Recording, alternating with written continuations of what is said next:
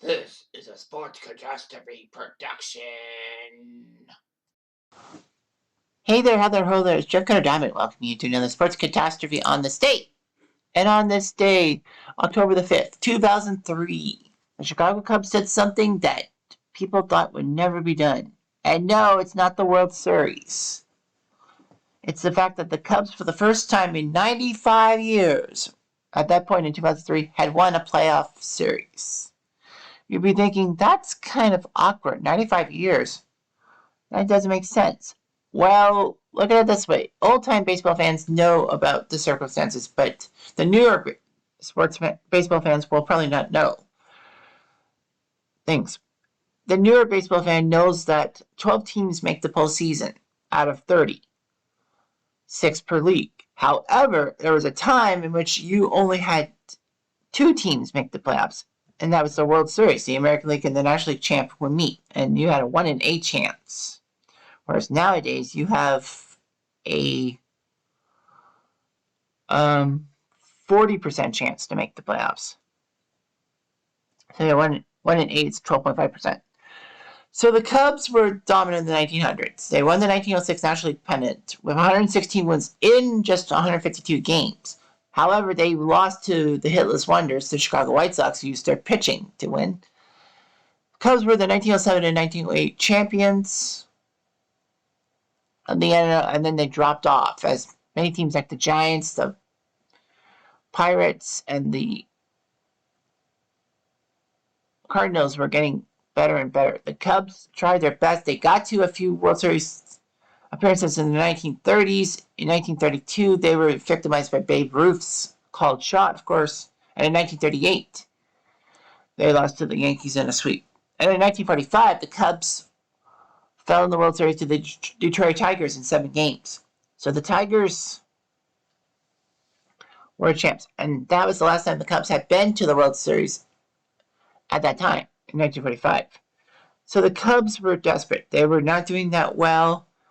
And then the Cubs got a tasty lifeline, if you will. In 1969, the Major Leagues decided, after bringing in 4 teams, San Diego, Montreal, Seattle, soon to be Milwaukee, and Kansas City, to put the 12 teams in each league. Well, the AL expanded in 1961 with the Angels and Senators, soon to be Rangers, and 62 the Mets and Colt 45, soon to be the Astros, were the teams in the NL.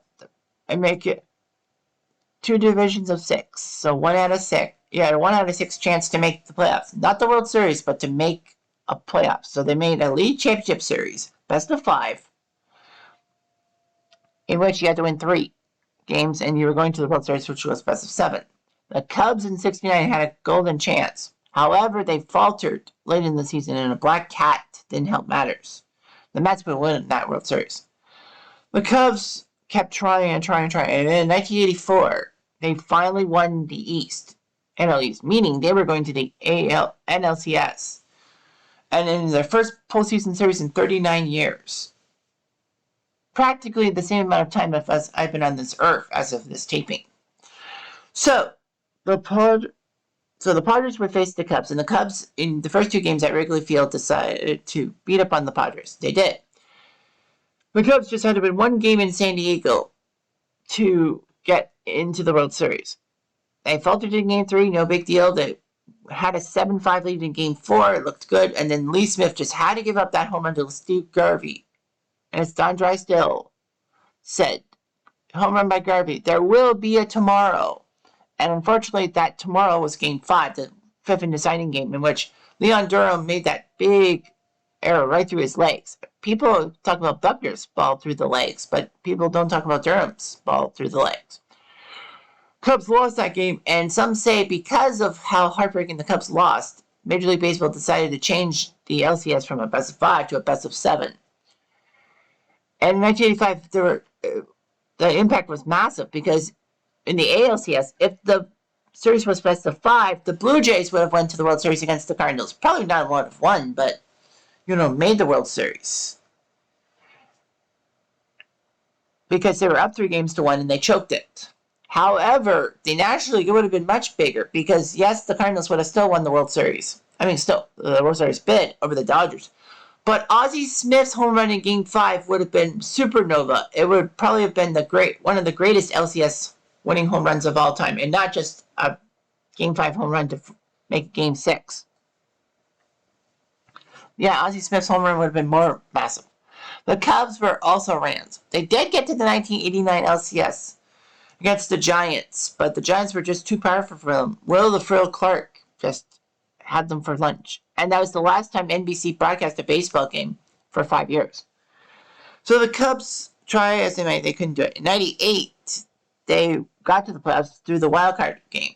And in 1994, which was supposed to be the first year of the wild card thing, they split the AL and NL into 3 divisions. You win your division, you're in, and then you have a top non-division winning team that wins. So you have a 14 playoffs. You had a best of 5 first round, and then the LCS and World Series would be best of 7. The Cubs were the wild card in 98, but got swept by the Braves. The Cubs were looking for something. And in a big race with Houston and St. Louis, the Cubs won the 2003 NL Central, which meant they got a playoff series. Unfortunately, though, the Atlanta Braves were waiting for them, the perennial NL East champions. However, the Cubs were up 2-1 on the Braves. They lost Game 4 on home turf, and then on this day, October 5th, they had to play Game 5 Sunday night in front of 54,000 fans at Turner Field. A lot of people said that the fans were apathetic and that their attendance should have been better. Anyway, the Cubs started off with an RBI single by Moises Alou, soon to be a partial fill-in in Cub lore because of his reaction to the Steve Bartman play. Then another single scored Kenny Lofton, which I forgot Kenny Lofton was a Cub. And all that. Alex Gonzalez, the former Blue Jays shortstop, and soon to be hated by me, especially after that booted ground ball in Game 6, and he was happily able to blame the fan, not himself. Hit a home run to make it 2-0 off of Mike Hampton, former Astros legend. Kerry Wood for the Cubs was keeping things along. It took till the 6th for more scoring as Aramis Ramirez took Hampton deep for a 2-run home run, scoring him and Moises Alou. The Braves did score a run on an RBI granted by Gary Sheffield. Forgot he was a Brave.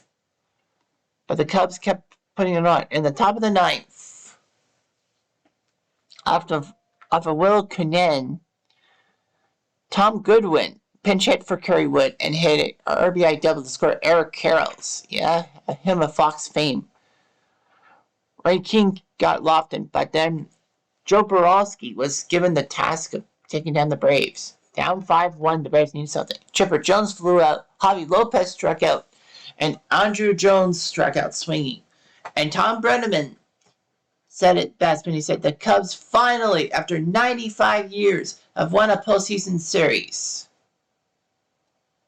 And ironically enough, that, I believe he said that it was 95 years ago to the day they won that postseason series, meaning that was the 1908 World Series.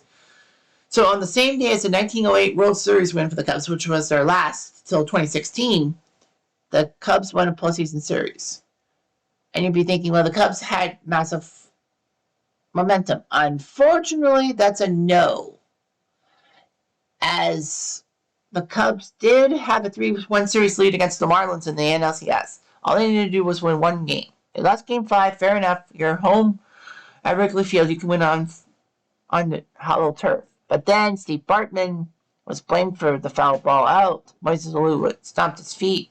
Alex Gonzalez booted that double play ball. He could have just flipped it to second and then got 1 key out. But no, he had to do that. And he basically blamed Bartman for everything. Worse off, the Cubs lost Game 7, and Bartman really was in trouble. If the Cubs had won Game 7, I think there would have been massive apologies in the Chicagoland area. But that's how I feel, and the Cubs did win a postseason series, after all. Anyway, I'm Jeff Diamond.